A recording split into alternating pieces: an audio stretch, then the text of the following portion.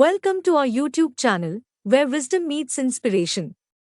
In this channel, we share valuable insights to help you become the best version of yourself. ಓಂ ನಮಃ ಶ್ರೀ ಯತಿರಾಜಾಯ ವಿವೇಕಾನಂದಸೂರಯೇ ಸಚ್ಚಿತ್ಸುಖಸ್ವರೂಪಾಯ ಸ್ವಾಮಿನೇ ತಾಪಹಾರಿಣೇ.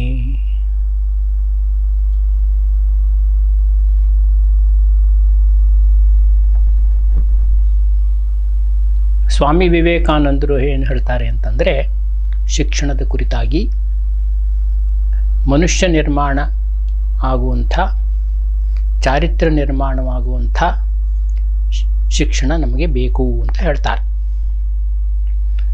ಈಗ ಮನುಷ್ಯ ನಿರ್ಮಾಣವಾಗುವಂಥ ಶಿಕ್ಷಣ ಅಂತಂದರೆ ಏನು? ಮನುಷ್ಯ ಅಂತಂದ್ರೇನು? ನಾವು ಈಗಾಗಲೇ ಮನುಷ್ಯರಲ್ವೇ ಅಂತಕ್ಕಂಥ ಪ್ರಶ್ನೆ ಬರುತ್ತೆ. ಹಾಗಾದರೆ ಮನುಷ್ಯತ್ವದ ನಿಜವಾದ ಲಕ್ಷಣಗಳೇನು ಅಂತಕ್ಕಂಥ ಒಂದು ಪ್ರಶ್ನೆಯನ್ನು ಕೂಡ ನಾವು ಹಾಕ್ಕೊಬೋದು. ಈಗ ನಾವು ಉದಾಹರಣೆ ಹೇಳಬೇಕಾದ್ರೆ, ಕೆಲವು ಲಕ್ಷಣಗಳು ಒಂದು ವಸ್ತುವನ್ನಾಗಲಿ ಒಂದು ವ್ಯಕ್ತಿಯನ್ನಾಗಲಿ ಗುರುತಿಸ್ತಕ್ಕಂಥದ್ದು. ಈಗ ಮನುಷ್ಯನನ್ನು ಗುರುತಿಸ್ತಕ್ಕಂಥದ್ದು ಲಕ್ಷಣಗಳು ಯಾವುವು ಅಂತಂದ್ಬಿಟ್ಟು, ಅದು 4 ಲಕ್ಷಣಗಳನ್ನು ನಾವು ಈಗ ಮುಖ್ಯವಾಗಿ ನಾವು ಪರಿಗಣಿಸ್ಬೋದು. ಮೊದಲನೇದಾಗಿ ಅವೇರ್ನೆಸ್, ಸೆಲ್ಫ್ ಅವೇರ್ನೆಸ್, ಆತ್ಮಪ್ರಜ್ಞೆ. ಇದು ಮನುಷ್ಯತ್ವದ ಅತ್ಯಂತ ಮುಖ್ಯವಾಗಿರ್ತಕ್ಕಂಥ ಲಕ್ಷಣ. ಮನುಷ್ಯ ಹೊರಗಿನ ವಸ್ತುಗಳನ್ನು ನೋಡೋದು ಮಾತ್ರ ಅಲ್ಲ, ಅದನ್ನು ಅರಿಯೋದು ಮಾತ್ರ ಅಲ್ಲ, ತನ್ನನ್ನು ತಾನು ಅರಿಯಬಲ್ಲ. ತನ್ನ ಬಗ್ಗೆ ಒಂದು ಪ್ರಜ್ಞೆ ಅವನಿಗಿರುತ್ತೆ, ಅದನ್ನು ಅವನು ಸಾಧಿಸಬಲ್ಲ. ಹೇಗೆ ನಾವು ಹೊರಗಿನ ವಸ್ತುಗಳ ಪ್ರಜ್ಞೆ ನನಗಿದೆ, ವ್ಯಕ್ತಿಗಳ ಪ್ರಜ್ಞೆ ಇದೆ, ಘಟನೆಗಳ ಪ್ರಜ್ಞೆ ಇದೆ, ಹಾಗೆಯೇ ನಾನು ನನ್ನ ಬಗ್ಗೆಯೂ ಕೂಡ ನಾನು ಒಂದು ಪ್ರಜ್ಞೆಯನ್ನು ಇಟ್ಕೊಳ್ಳೋಕೆ ಸಾಧ್ಯ. ಅಂತಂದರೆ ಹೇಗೆ ಅಂತಂದ್ಬಿಟ್ರೆ, ನನ್ನಲ್ಲೇ ನಾನೇ ಇರತಕ್ಕಂಥದ್ದು, ನನ್ನ ಬಗ್ಗೆ ನಾನು ಆಲೋಚನೆ ಮಾಡ್ತಕ್ಕಂಥದ್ದು, ನಾನು ಅಂತಕ್ಕಂಥ ಪ್ರಜ್ಞೆಯನ್ನು ಉಳಿಸ್ಕೊಳ್ತಕ್ಕಂಥದ್ದು. ಇದಕ್ಕೆ ಸೆಲ್ಫ್ ಅವೇರ್ನೆಸ್ ಅಂತ ಹೇಳ್ತಾರೆ. ಇದು ಮನುಷ್ಯನಿಗೆ ಮಾತ್ರ ಅಂತ ಈ ಲಕ್ಷಣ ಇರತಕ್ಕಂಥದ್ದು ಮನುಷ್ಯನಿಗೆ ಮಾತ್ರ ಅಂತ ಹೇಳ್ತಾರೆ. ಪ್ರಾಣಿಗಳಲ್ಲೂ ಕೂಡ ಸ್ವಲ್ಪ ರುಡಿಮೆಂಟರಿ ಸ್ಟೇಟ್ನಲ್ಲಿ ಇದೆ ಅಂತ ಹೇಳ್ತಾರೆ. ಎಲ್ಲ ಪ್ರಾಣಿಗಳಿಗೂ ಅಲ್ಲ, ಕೆಲವರು ಮಮ್ಮಲ್ಸು, ಆನೆ ಮುಂತಾದ ದೊಡ್ಡ ದೊಡ್ಡ ಪ್ರಾಣಿಗಳಲ್ಲಿ ಸ್ವಲ್ಪ ಮಟ್ಟಿಗಿದೆ ಅಂತ ಹೇಳ್ತಾರೆ. ಆದರೆ ಇದು ಮನುಷ್ಯನಲ್ಲಿ ಅದು ಅತ್ಯಂತ ಮುಖ್ಯವಾಗಿ ಇರ್ತಕ್ಕಂಥ ಒಂದು ಲಕ್ಷಣ. ಈ ವಿಕಾಸವಾದಿಗಳ ಪ್ರಕಾರನೂ ಕೂಡ ಈ ವಿಕಾಸ ಈ ಮನುಷ್ಯನ ಹಂತಕ್ಕೆ ಬಂದಾಗ ಅವ್ರು ಹೇಳ್ತಾರೆ, the man becomes aware of himself ಅಂತಂದ್ಬಿಟ್ಟು. Suddenly he becomes aware of himself. ಆ ರೀತಿ being aware of oneself is the most important aspect of man. ಅದನ್ನು ನಾವು ಹೆಚ್ಚು ಹೆಚ್ಚು ಬೆಳೆಸ್ಕೋತಾ ಹೋಗಬೇಕಾಗತ್ತೆ. ಒಬ್ಬರು ಫಿಲಾಸಫರು ಭಾಳ ಚೆನ್ನಾಗಿ ಹೇಳಿದರು. ಏನು ಅಂತಂದರೆ, ಈಗ ಅತ್ಯಂತ ದೊಡ್ಡ ಕ್ರೂರ ಪ್ರಾಣಿಗಳೆಲ್ಲ ಇದ್ದಾವಲ್ಲ, ಸಿಂಹ, ಆನೆ, ಹುಲಿ ಮುಂತಾದ ಪ್ರಾಣಿಗಳು, ಅವಕ್ಕೆ ಆತ್ಮಪ್ರಜ್ಞೆ ಬಂದುಬಿಟ್ರೆ they become self aware. What happens ಅಂತಂದ್ಬಿಟ್ಟು ಒಂದು ಪ್ರಶ್ನೆ ಕೇಳ್ತಾನೆ. ಅದೇ ಅವರೇ ಉತ್ತರ ಹೇಳ್ತಾರೆ, ಅದನ್ನು ಉತ್ತರ ಹೇಳುವಷ್ಟು ನಾವೇ ಇರೋದಿಲ್ಲ ಅಂತಂದ್ಬಿಟ್ಟು. ಯಾಕೋಸ್ಕರ ಅಂತಂದ್ಬಿಟ್ರೆ, ಆ ಪ್ರಾಣಿಗಳಿಗೆ ಸೆಲ್ಫ್ ಅವೇರ್ನೆಸ್ ಇರೋದಿಲ್ಲ, ತಮ್ಮ ಶಕ್ತಿಯ ಅರಿವೇ ಅವರಿಗಿರೋದಿಲ್ಲ. ಆದ್ದರಿಂದ ಏನಾಗಿದೆ ಅಂತಂದ್ಬಿಟ್ರೆ, ಮನುಷ್ಯ ಅವನಿಗೆ ಸೆಲ್ಫ್ ಅವೇರ್ನೆಸ್ ಇರೋದರಿಂದ, ತನ್ನ ಶಕ್ತಿಯ ಅರಿವು ಇರೋದರಿಂದ ಅವನೇನು ಮಾಡ್ತಾ ಇದ್ದಾನೆ ಅಂತ, ಅಂಥ ಕ್ರೂರ ಪ್ರಾಣಿಗಳನ್ನು ಕೂಡ, ಅತ್ಯಂತ ಬಲಶಾಲಿಯಾಗಿರತಕ್ಕಂಥ ಪ್ರಾಣಿಗಳನ್ನು ಕೂಡ ಅವನು ಕಂಟ್ರೋಲ್ ಮಾಡಬಲ್ಲ. ಆ ರೀತಿ ಒಂದು ಶಕ್ತಿ ಬಂದಿರತಕ್ಕಂಥದ್ದು ಮನುಷ್ಯನಿಗೆ, because he is aware of himself ಅಂತಂದ್ಬಿಟ್ಟು. ಈ ಅವೇರ್ನೆಸ್ಸನ್ನು ನಾವು ಬೆಳೆಸ್ಕೋತಾ ಹೋಗಬೇಕು. ಸಾಮಾನ್ಯವಾಗಿ ನಮ್ಮ ಜೀವನ ಏನಾಗ್ತಾ ಇರುತ್ತೆ ಅಂತಂದರೆ, ಯಾಂತ್ರಿಕವಾಗಿ ನಡೀತಾ ಇರುತ್ತೆ. ನಮ್ಮ ಮನಸ್ಸಿನಲ್ಲಿ ಏನಾಗ್ತಾ ಇದೆ ಅಂತಲೇ ನಮಗೆ ಗೊತ್ತಿರೋದಿಲ್ಲ. ಆಲೋಚನೆಗಳ ಪ್ರವಾಹದಲ್ಲಿ ಕೊಚ್ಕೊಂಡು ಹೋಗ್ತಾ ಇರ್ತೀವಿ, ಹೊರಗಿನ ಘಟನೆಗಳ ಪ್ರವಾಹದಲ್ಲಿ ನಾವು ಕೊಚ್ಕೊಂಡು ಹೋಗ್ತಾ ಇರ್ತೀವಿ. ನಮ್ಗೆ ಗೊತ್ತೇ ಆಗೋದಿಲ್ಲ ಏನಾಗ್ತಾ ಇದೆ, ಏನು ನಡೀತಾ ಇದೆ, ಎಲ್ಲಿ ಹೋಗ್ತಾ ಇದ್ದೀವಿ, ಏನೂ ಗೊತ್ತಾಗೋದೇ ಇಲ್ಲ. ಆ ರೀತಿ ಜೀವನ ನಡೀತಾ ಇರುತ್ತೆ ಸಾಮಾನ್ಯವಾಗಿ ಜನಸಾಮಾನ್ಯರ ಜೀವನದಲ್ಲಿ. ಈಗ ಉದಾಹರಣೆ ಕೊಡಬೇಕು ಅಂತಂದ್ಬಿಟ್ರೆ, ನಾನು ನದಿನಲ್ಲಿ ಪ್ರವಾಹದಲ್ಲಿ ಕೊಚ್ಕೊಂಡು ಹೋಗ್ತಾ ಇರ್ತೀನಿ ಅಂತ ಇಟ್ಕೊಳ್ಳಿ. ನನಗೇನು ಗೊತ್ತಾಗೋದಿಲ್ಲ.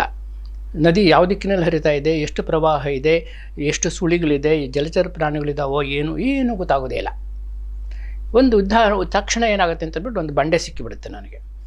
ಆ ಬಂಡೆ ಮೇಲೆ ನಾನು ಹತ್ತಿಬಿಟ್ಟು ನಿಂತ್ಕೋತೀನಿ, ಗಟ್ಟಿಯಾಗಿ ನಿಂತ್ಕೋತೀನಿ. ನಿಂತ್ಕೊಂಡಾಗ ನನಗೆ ಯಾವ ದಿಕ್ಕಿನಲ್ಲಿ ನದಿ ಹರಿತಾ ಇದೆ, ಎಷ್ಟು ಪ್ರವಾಹ ಇದೆ, ಎಷ್ಟು ಸುಳಿಗಳಿದೆ, ಜಲಚರ ಪ್ರಾಣಿಗಳು ಯಾವ್ಯಾವಿದೆ, ಇದೆಲ್ಲದು ಕೂಡ ನನಗೆ ಅವಾಗ ಗೊತ್ತಾಗತ್ತೆ. ಹಾಗೆಯೇ ನಾನು ಕೂಡ ನನ್ನ ಸೆಲ್ಫ್ ಅವೇರ್ನೆಸ್ ಅಂತಕ್ಕಂಥ ಬಂಡೆ ಮೇಲೆ ನಿಂತ್ಕೊಂಡ್ಬಿಡ್ಬೇಕು. ಗಟ್ಟಿಯಾಗಿ ನಿಂತ್ಕೊಬೇಕು. ನಿಂತ್ಕೊಂಡಾಗ ನನಗೆ ಗೊತ್ತಾಗತ್ತೆ ಎಲ್ಲಿ ಹೋಗ್ತಾ ಇದೆ, ಏನೇನು ಆಲೋಚನೆಗಳು ಬರ್ತಾ ಇದೆ, ಯಾವ emotions are rising in me, ಇದೆಲ್ಲದು ಕೂಡ ಗೊತ್ತಾಗತಕ್ಕಂಥದ್ದು ಅವಾಗ. ಇಲ್ಲದ್ರೆ ನಾವು ಸಾಮಾನ್ಯವಾಗಿ ಯಾಂತ್ರಿಕವಾಗಿ ನಮ್ಮ ಜೀವನ ನಡ್ಕೊಂಡು ಹೋಗ್ತಾ ಇರುತ್ತೆ, ಅದರ ಬಗ್ಗೆ ನಾವು ಆಲೋಚನೆಯೇ ಮಾಡೋದಿಲ್ಲ. ಅದಕ್ಕೆ ಪ್ರತಿ ಸರಿನೂ ಕೂಡ ನಮ್ಮ ಅವೇರ್ನೆಸ್ಸನ್ನು ಬೆಳೆಸ್ಕೊಳ್ಳೋದಕ್ಕೆ ಮತ್ತೆ ಮತ್ತೆ ನಮ್ಮನ್ನು ನಾವು ಪ್ರಶ್ನೆ ಮಾಡ್ಕೊಬೇಕಂತೆ. ನಾನು ಏನು ಮಾಡ್ತಾಯಿದ್ದೀನಿ, ಎಲ್ಲಿದ್ದೀನಿ, ಏನು ಆಲೋಚನೆ ಬರ್ತಾ ಇದೆ, ಯಾವ emotion is rising in me, ಇದನ್ನೆಲ್ಲವನ್ನು ಕೂಡ ನಾನು ಯೋಚನೆ ಮಾಡ್ತಾ ಇರಬೇಕು ಅಂತ ಹೇಳ್ತಾರೆ. ಆ ರೀತಿ ಪ್ರಶ್ನೆ ಮಾಡ್ಕೊಳ್ಳೋದು, ನಾನೇ ಪ್ರಶ್ನೆ ಮಾಡ್ಕೊಂಡಾಗ ಸ್ವಾಭಾವಿಕ ಏನಾಗುತ್ತೆ ಅಂತಂದ್ಬಿಟ್ರೆ I will be with me. ಆವಾಗ ನನ್ನಲ್ಲಿ ಏನಾಗ್ತಾ ಇದೆ ಅಂತ ನನಗೆ ಗೊತ್ತಾಗುತ್ತೆ. ಆಗ ನನ್ನನ್ನು ನಾನು ನಿಗ್ರಹಿಸೋದು ಕೂಡ ಸಾಧ್ಯವಾಗುತ್ತೆ. ಈ ಸೆಲ್ಫ್ ಅವೇರ್ನೆಸ್ ಅಂತಕ್ಕಂಥದ್ದು ಇದೆಯಲ್ಲ, ಇದು ಅತ್ಯಂತ ಮುಖ್ಯವಾಗಿರ್ತಕ್ಕಂಥ ಒಂದು ಲಕ್ಷಣ ಅಂತಂದ್ಬಿಟ್ಟು ಹೇಳ್ತಾರೆ. ಅದಕ್ಕೋಸ್ಕರವಾಗಿ ನಾವು ಸಾಮಾನ್ಯವಾಗಿ ನಮ್ಮ ಫಿಲಾಸಫಿನಲ್ಲಿ ಹೇಳ್ತಾರೆ, ವ್ಯವಸಾಯ ಅನುವ್ಯವಸಾಯ ಅಂತ ಟೆಕ್ನಿಕಲ್ ಟರ್ಮ್ಸ್ ಇದೆ. ವ್ಯವಸಾಯ ಅನುವ್ಯವಸಾಯ ಅಂತ ಅಂದರೆ, ವ್ಯವಸಾಯ ಅಂತಂದ್ಬಿಟ್ರೆ ಇದು ಪುಸ್ತಕ ಅಂತಕ್ಕಂಥದ್ದು ವ್ಯವಸಾಯ, ಇದು ಪುಸ್ತಕ ಅಂತಕ್ಕಂಥದ್ದು. ಅಥವಾ ಅವರ ಭಾಷೆನ ಹೇಳ್ಬೋದು ಘಟಂ ಇದಂ ಘಟಂ ಅಂತ, ಇದು ಘಟ ಅಂತಕ್ಕಂಥದ್ದು, ಅದು ವ್ಯವಸಾಯ ಆಯಿತು. ಘಟಮಹಂ ಜಾನಾಮಿ, ನಾನು ಘಟವನ್ನು ನೋಡ್ತಾ ಇದ್ದೀನಿ, ಅದು ನನಗೆ ಅರಿವು ಬರ್ತಾ ಇದೆ ಅಂತಕ್ಕಂಥ ಪ್ರಜ್ಞೆ ಇದೆಯಲ್ಲ, ಅದು ಅನುವ್ಯವಸಾಯ ಅಂತ ಕರೀತಾರೆ. ಅದು ಕಾಗ್ನಿಷನ್ ಆಫ್ ಕಾಗ್ನಿಷನ್ ಅಂತ ಹೇಳ್ತಾರೆ. ಇದು ಘಟ ಅಂತ ಹೇಳ್ತಕ್ಕಂಥದ್ದು ಒಂದು ಪ್ರಜ್ಞೆ. ಆಮೇಲೆ ನಾನು ಘಟವನ್ನು ನೋಡ್ತಾ ಇದ್ದೀನಿ, ನನಗೆ ಅರಿವಾಗ್ತಾ ಇದೆ ಅಂತಕ್ಕಂಥ ಪ್ರಜ್ಞೆ. ಈಗ ಉದಾಹರಣೆ, ನಾನು ಮಾತಾಡ್ತಾ ಇದ್ದೀನಿ, ಯಾಂತ್ರಿಕವಾಗಿ ನಾನು ಮಾತಾಡ್ಬೋದು, ಆದರೆ ನಾನು ಮಾತಾಡ್ತಾ ಇದ್ದೀನಿ ಅಂತಕ್ಕಂಥ ಅರಿವಿನೊಡನೆ ಕೂಡ ನಾನು ಮಾತನಾಡ್ಬೋದು. ಆ ಅರಿವಿನೊಡನೆ ನಾನು ಕೆಲಸ ಮಾಡಬೇಕು, ಅರಿವಿನೊಡನೆ ನಾನು ಇರಬೇಕು, ಅರಿವಿನೊಡನೆ ಎಲ್ಲ ಕೆಲಸವನ್ನು ಮಾಡಬೇಕು, ಊಟ ಮಾಡಬೇಕು, ಎಲ್ಲ ಮಾಡಬೇಕು. ಜಪ ಮಾಡುವಲ್ಲೂ ಕೂಡ ಈ ಅರಿವಿರಬೇಕು, ಧ್ಯಾನ ಮಾಡುವಲ್ಲೂ ಕೂಡ ಈ ಅರಿವಿರಬೇಕು. ಈ ಅರಿವಿಲ್ಲ ಅಂತಂದ್ಬಿಟ್ಟು ಅದು ಧ್ಯಾನವೇ ಇಲ್ಲ. ಅದಕ್ಕೋಸ್ಕರವಾಗಿ ಆ ರೀತಿ ಅರಿವನ್ನು ಬೆಳೆಸ್ಕೊಳ್ತಕ್ಕಂಥದ್ದು ಇದೆಯಲ್ಲ, ಅದು ಮುಖ್ಯವಾಗಿರ್ತಕ್ಕಂಥ ಲಕ್ಷಣ. ಅದಕ್ಕೆ ಶ್ರೀರಾಮಕೃಷ್ಣ ಹೇಳ್ತಾರೆ, ಮನುಷ್ಯ ಅಂತಂದ್ಬಿಟ್ಟೇನು, ಮೋನ್ ಹುಷ್ ಅಂತಂದ್ಬಿಟ್ಟು ಹೇಳ್ತಾರೆ ಅವರು. ಮೋನ್ ಹುಷ್ ಅಂತಂದರೆ ಅವನು ಪ್ರಜ್ಞೆ ಜಾಗೃತವಾಗಿರಬೇಕು ಅಂತಂದ್ಬಿಟ್ಟು, ಪ್ರಜ್ಞೆ ಜಾಗೃತವಾಗಿರಬೇಕು. ಆ ರೀತಿ ಪ್ರಜ್ಞೆ ಜಾಗೃತವಾಗಿದ್ದಾಗ ಅವನು ಮನುಷ್ಯ ಆಗ್ತಾನೆ. ಆ ಸೆಲ್ಫ್ ಅವೇರ್ನೆಸ್, ಅದಕ್ಕೆ ಅವರು ಕೂಡ ಒಂದು ಉದಾಹರಣೆಯನ್ನು ಕೂಡ ಕೊಡ್ತಾರೆ. ನಮ್ಮ ಹೃದಯದಲ್ಲಿ ಪ್ರಜ್ಞಾದೀಪವನ್ನು ಯಾವಾಗಲೂ ಕೂಡ ಬೆಳಗ್ತಾ ಇರಬೇಕು ಅಂತಂದ್ಬಿಟ್ಟು, ಅದು ಆರಬಾರ್ದು. ಅದು ಆರಿಬಿಟ್ಟಾಗ ಏನಾಗುತ್ತೆ ಅಂತಂದ್ಬಿಟ್ರೆ ನಾವು ಎಡುವ ಸಾಧ್ಯತೆ ಜಾಸ್ತಿ ಇರುತ್ತೆ, ಏನೋ ಆಗ್ಬೋದು. ಅದಕ್ಕೋಸ್ಕರವಾಗಿ ಆ ಪ್ರಜ್ಞಾದೀಪವನ್ನು ಯಾವಾಗಲೂ ಕೂಡ ನಾವು ಉರಿತಾ ಇರುವಂತೆ ನೋಡ್ಕೊಬೇಕು ಅಂತಂದ್ಬಿಟ್ಟು ಶ್ರೀರಾಮಕೃಷ್ಣರು ಕೂಡ ಹೇಳ್ತಾರೆ. ಆದ್ದರಿಂದ ಈ ಮನುಷ್ಯತ್ವದ ಅತ್ಯಂತ ಮುಖ್ಯವಾಗಿರ್ತಕ್ಕಂಥ ಲಕ್ಷಣ ಅಂತಂದ್ಬಿಟ್ರೆ ನಾವು ಆ ಸೆಲ್ಫ್ ಅವೇರ್ನೆಸ್, ಆತ್ಮಪ್ರಜ್ಞೆ. ಈ ಯಂತ್ರ ಇರುತ್ತೆ, ಯಂತ್ರ ತುಂಬ ಕೆಲಸ ಮಾಡುತ್ತೆ, ಆದರೆ ಆ ಯಂತ್ರಕ್ಕೆ ನಾನು ಕೆಲಸ ಮಾಡ್ತಾ ಇದ್ದೀನಿ ಅಂತಕ್ಕಂಥ ಅರಿವಿರೋದಿಲ್ಲ. ನಾವು ಮನುಷ್ಯರು ಕೂಡ ಅದೇ ರೀತಿ ಕೆಲಸ ಮನುಷ್ಯನೂ ಕೂಡ ಅದೇ ರೀತಿ ಯಂತ್ರದಂತೆ ಕೆಲಸ ಮಾಡಿದರೆ ಅದು ಭಾಳ ಒಳ್ಳೆಯದಲ್ಲ. ಅವನು ಅರಿವಿನೊಡನೆ ಕೆಲಸ ಮಾಡಬೇಕು. ನಾನು ಕೆಲಸ ಮಾಡ್ತಾ ಇದ್ದೀನಿ, ಈ ಕೆಲಸ ಮಾಡ್ತಾ ಇದ್ದೀನಿ ಅಂತಕ್ಕಂಥ ಅರಿವಿನೊಡನೆ ಮಾಡಿದರೆ ಆವಾಗ ಏನಾಗುತ್ತೆ ಅಂತಂದ್ಬಿಟ್ರೆ ಅದು ನನಗೆ ಹೆಚ್ಚು ನನ್ನಲ್ಲಿ ನಾನಿರೋದಕ್ಕೆ, ನನ್ನಲ್ಲಿ ಏನಾಗ್ತಾ ಇದೆ ಅಂತಕ್ಕಂಥದ್ದು ತಿಳ್ಕೊಳ್ಳೋದಕ್ಕೆ, ಅರಿಯುವುದಕ್ಕೆ ಅದು ಸಾಧ್ಯವಾಗುತ್ತೆ. ಅದರಿಂದ ಈ ಆತ್ಮಪ್ರಜ್ಞೆ ಅಂತಕ್ಕಂಥದ್ದು, ಸೆಲ್ಫ್ ಅವೇರ್ನೆಸ್ ಅಂತಕ್ಕಂಥದ್ದು ಒಂದು ಮನುಷ್ಯತ್ವದ ಅತ್ಯಂತ ಮುಖ್ಯವಾಗಿರ್ತಕ್ಕಂಥ ಲಕ್ಷಣ ಅಂತ ಹೇಳ್ತಾರೆ. ಇನ್ನೊಂದು ಲಕ್ಷಣ ಮುಖ್ಯವಾದ್ದು ಅಂತಂದ್ಬಿಟ್ರೆ ನಮಗೆಲ್ಲ ಗೊತ್ತಿರ್ತಕ್ಕಂಥದ್ದು ನೈತಿಕ ಪ್ರಜ್ಞೆ. ಆತ್ಮಪ್ರಜ್ಞೆ, ನೈತಿಕ ಪ್ರಜ್ಞೆ. ಈ ನೈತಿಕ ಪ್ರಜ್ಞೆ ಅಂತಕ್ಕಂಥದ್ದು ಮನುಷ್ಯನಲ್ಲಿ ಇರೋದರಿಂದ ನಾವು ನೀತಿಬದ್ಧವಾಗಿ ವರ್ತನೆ ಮಾಡೋದಕ್ಕೆ ನಮಗೆ ಸಾಧ್ಯವಾಗ್ತಾ ಇದೆ. ಅದಕ್ಕೋಸ್ಕರ ಈ ನೈತಿಕ ನಿರ್ಣಯಗಳನ್ನು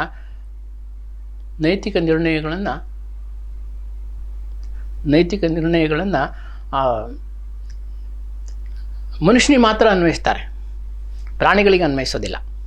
ಪ್ರಾಣಿಗಳು ಏನೇ ತಪ್ಪು ಮಾಡಿದ್ರು ಕೂಡ ಯಾರನ್ನಾರು ಬೇರೆ ಪ್ರಾಣಿಗಳನ್ನು ಕೊಂದರಾಗಲಿ ಮನುಷ್ಯನ ಕೊಂದರಾಗಲಿ ಅವ್ರನ್ನೇನು ಯಾರು ಜೈಲಿಗೆ ಹಾಕೋದಿಲ್ಲ, ಗಲ್ಲಿಗೇರಿಸೋದಿಲ್ಲ. ಆದರೆ ಮನುಷ್ಯ ಮಾಡಿದ್ರೆ ಮಾತ್ರ ಅವನ್ನ ಗಲ್ಲಿಗೇರಿಸ್ತಾರೆ ಸಿಕ್ಕಿದರೆ. ಆಮೇಲೆ ಅದೆಲ್ಲ ಈ ಮಗುವಿಗೂ ಕೂಡ ಅನ್ವಯಿಸೋದಿಲ್ಲ, ಇದು ಚಿಕ್ಕ ಮಗುವಿಗೂ ಕೂಡ ಅನ್ವಯಿಸೋದಿಲ್ಲ. ಯಾಕೆ ಅಂತಂದ್ಬಿಟ್ರೆ ಮಗುವಿನಲ್ಲಿನೂ ನೈತಿಕ ಪ್ರಜ್ಞೆ ಬೆಳೆದಿರೋದಿಲ್ಲ. ಅದಕ್ಕೆ ಈ ನೈತಿಕ ಪ್ರಜ್ಞೆ ಅಂತಕ್ಕಂಥದ್ದು ಅದು ಮನುಷ್ಯತ್ವದ ಅತ್ಯಂತ ಮುಖ್ಯವಾಗಿರ್ತಕ್ಕಂಥ ಲಕ್ಷಣ. ಶ್ರೀರಾಮಕೃಷ್ಣ ಕೂಡ ಹೇಳುತ್ತಾರೆ, ಭಗವಂತನೇ ಈ ಸ್ವಂತ ಇಚ್ಛೆ, ಸ್ವ ಇಚ್ಛೆ ಅಂತಕ್ಕಂಥದ್ದು ಭಗವಂತನೇ ಮನುಷ್ಯನಲ್ಲಿ ಇಟ್ಟಿದ್ದಾನೆ ಅಂತಂದ್ಬಿಟ್ಟು. ಇಲ್ಲದಿದ್ದರೆ ಪಾಪ ಪ್ರಜ್ಞೆ ಅವನಿಗೆ ಬರ್ತಾನೆ ಬರಲಿಲ್ಲ ಅಂತಂದ್ಬಿಟ್ಟು ಅವನು ಏನು ಬೇಕಾದ್ರೂ ಮಾಡ್ಬೋದಿತ್ತು. ಆ ರೀತಿ ಸ್ವತಂತ್ರ ಇಚ್ಛೆ ಅಂತಕ್ಕಂಥದ್ದು ಅದು ಭಗವಂತನೇ, ಎಲ್ಲವೂ ಭಗವಂತನ ಇಚ್ಛೆಯಿಂದ ನಡೀತಾ ಇದ್ರೂ ಕೂಡ ಆ ಭಗವಂತನ ಇಚ್ಛೆಗೆ ಅನುಗುಣವಾಗಿಯೇ ಆ ಸ್ವತಂತ್ರ ಇಚ್ಛೆ ಅಂತಕ್ಕಂಥದ್ದು, ಸ್ವ ಇಚ್ಛೆ ಅಂತಕ್ಕಂಥದ್ದು ಮನುಷ್ಯನಲ್ಲಿ ಇಟ್ಟಿದ್ದಾನೆ. ಅದೊಂದು ಅತ್ಯಂತ ಮುಖ್ಯವಾಗಿರ್ತಕ್ಕಂಥ ಲಕ್ಷಣ.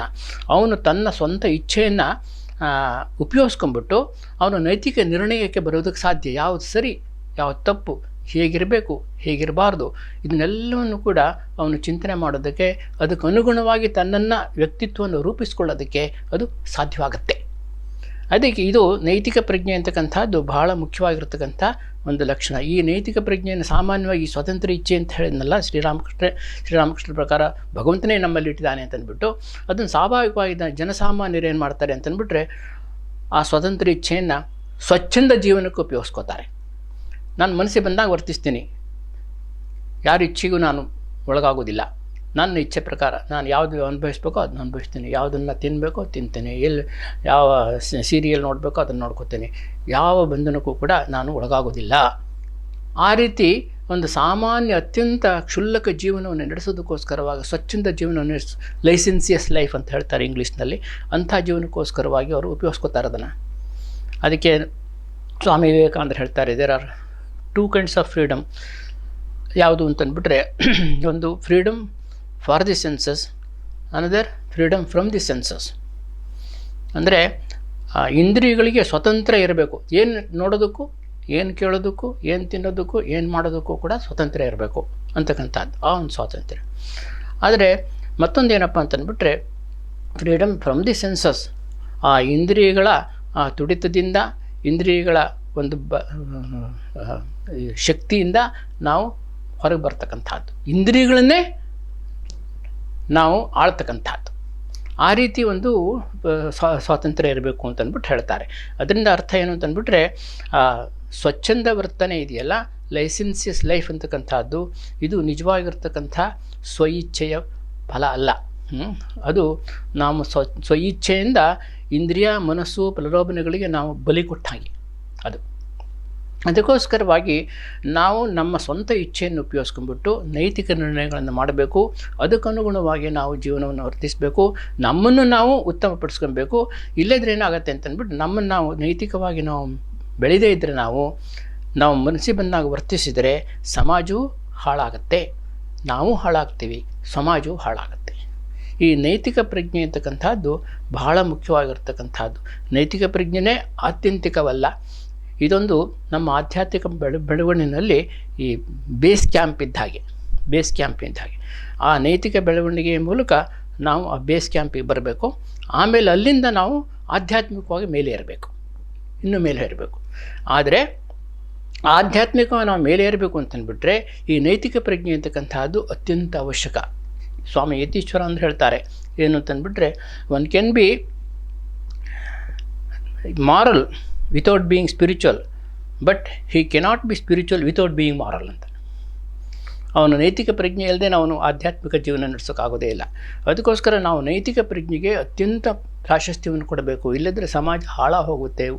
ಅದಕ್ಕೆ ಸ್ವಾಮಿ ವಿವೇಕಾನಂದರು ಏನು ಹೇಳ್ತಾರೆ ಅಂತಂದ್ಬಿಟ್ರೆ, ನಾವು ಜನರಲ್ಲಿ ನೈತಿಕ ಶ್ರದ್ಧೆಯನ್ನು, ಒಳಿತಿನ ಶಕ್ತಿಯಲ್ಲಿ ಶ್ರದ್ಧೆ ಅದು ಬಹಳ ಮುಖ್ಯ. ಜನಸಾಮಾನ್ಯರಲ್ಲಿ ಒಳಿತಿಕ ಶಕ್ತಿಯಲ್ಲಿ ಶ್ರದ್ಧೆ ಹೊರಟೋಯ್ತು ಅಂತಂದ್ಬಿಟ್ರೆ ಆ ಸಮಾಜ ಸಂಪೂರ್ಣವಾಗಿ ನಾಶವಾಗಿ ಹೋಗುತ್ತೆ. ಅವರು ಭಾಳ ಪವರ್ಫುಲ್ ಸ್ಟೇಟ್ಮೆಂಟ್ ಇದೆ ಸ್ವಾಮಿ ವಿವೇಕಾನಂದರದ್ದೊಂದು. ಏನು ಅಂತಂದರೆ,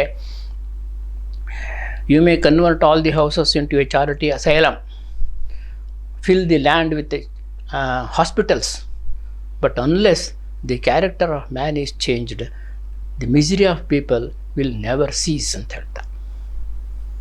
ಎಷ್ಟೇ ನಾವು ಸೇವಾ ಕಾರ್ಯಗಳನ್ನು ಮಾಡ್ಬೋದು, ಏನೇ ಬೇಕಾದರೂ ಮಾಡ್ಬೋದು, ಆದರೆ ನೈತಿಕ ಪ್ರಜ್ಞೆ ಹೊರಟೋಯ್ತು ಅಂತಂದ್ಬಿಟ್ರೆ, ಚಾರಿತ್ರ್ಯ ಹೊರಟೋಯ್ತು ಅಂತಂದ್ಬಿಟ್ರೆ, ಏನು ಮಾಡಿದರೂ ಕೂಡ ಸಮಾಜದಲ್ಲಿ ಜನರು ಶಾಂತಿಯಿಂದ ಇರೋಕ್ಕಾಗೋದಿಲ್ಲ. ಹೇಗಿರೋಕ್ಕೆ ಸಾಧ್ಯನೇ ಇಲ್ಲ. ಈಗ ಹೇಗೆ ಅಂತಂದರೆ, ಸಮಾಜ ಅಂತಕ್ಕಂಥದ್ದು ಒಂದು ದೊಡ್ಡ ಸರೋವರ ಇದ್ದ ಹಾಗೆ, ದೊಡ್ಡ ಸರೋವರ ಸಮಾಜ ಅಂತಕ್ಕಂಥದ್ದು. ಸಾಮಾನ್ಯವಾಗಿ ನಾವೇನು ಮಾಡ್ತೀವಿ, ಸಿಟಿನಲ್ಲೆಲ್ಲ ಸರೋವರಗಳೆಲ್ಲ ಇರುತ್ತೆ, ದೊಡ್ಡ ದೊಡ್ಡ ಕೊಳಗಳೆಲ್ಲ ಇರುತ್ತೆ. ಅದಕ್ಕೆಲ್ಲ ಏನು ಮಾಡ್ತಾರೆ ಅಂತಂದ್ಬಿಟ್ಟು ಕೊಳೆಯನ್ನೆಲ್ಲ ತಗೊಂಡು ತುಂಬಿಸ್ತಾರೆ. ಒಬ್ಬ ಯೋಚನೆ ಮಾಡ್ತಾನೆ, ನಾನು ಸ್ವಲ್ಪ ಇಷ್ಟೇ ಕೊಳೆ ಹಾಕಿದರೆ ಏನಾಗೋದಿಲ್ಲ ಅಂತ ಯೋಚನೆ ಮಾಡ್ತಾರೆ. ಎಲ್ಲರೂ ಹಾಗೆ ಯೋಚನೆ ಮಾಡ್ತಾರೆ. ಎಲ್ಲ ಯೋಚನೆ ಮಾಡ್ಬಿಟ್ಟು ಅದು ಕೊಳೆ ಮಾಡಿ, ಆಮೇಲೆ ಅದು ಎಷ್ಟು ಕೊಳೆ ಆಗಿಬಿಡುತ್ತೆ ಅಂತಂದ್ಬಿಟ್ರೆ, ಯಾರು ಜಲಚರ ಪ್ರಾಣಿಗಳು ಕೂಡ ಅಲ್ಲಿರೋಕ್ಕಾಗೋದಿಲ್ಲ, ಕುಡಿಯೋದಕ್ಕೂ ಆಗೋದಿಲ್ಲ. ಈಗ ಆ ರೀತಿ ಎಲ್ಲ ಮಾಡಿಬಿಟ್ಟಿದ್ದೀವಿ ನಾವು. ಸಮುದ್ರವನ್ನು ಕೂಡ ಹಾಳು ಮಾಡಿಬಿಟ್ಟಿದ್ದೀವಿ, ಅಷ್ಟು ಮಟ್ಟಿಗೆ ಕಲುಷಿತಗೊಳಿಸ್ಬಿಟ್ಟಿದ್ದೀವಿ. ಹಾಗಾಗಿ ಏನಾಗುತ್ತೆ ಅಂತಂದ್ಬಿಟ್ರೆ, ಸಮಾಜವೂ ಒಂದು ಸರೋವರ ಇದ್ದ ಹಾಗೆ. ಆ ಸರೋವರಕ್ಕೆ ನಾವು ಏನು ಮಾಡ್ತೀವಿ, ಯಾವುದೋ ಒಂದು ಮೋಸ ಮಾಡೋದಾಗಲಿ, ಒಂದು ಸುಳ್ಳು ಹೇಳೋದಾಗಲಿ, ಒಂದು ಡಿಸ್ಹಾನೆಸ್ಟಾಗಿ ವರ್ತಿಸೋದಾಗಲಿ, ಅಯ್ಯೋ ನಾನು ಒಬ್ಬನ ಮಾಡಿದರೆ ಏನಾಯ್ತು, ಇಷ್ಟು ದೊಡ್ಡ ಸರೋವರ ಅಲ್ಲ ಅಂತ ಎಲ್ಲರೂ ಹಾಗೆ ಮಾಡ್ತಾರೆ.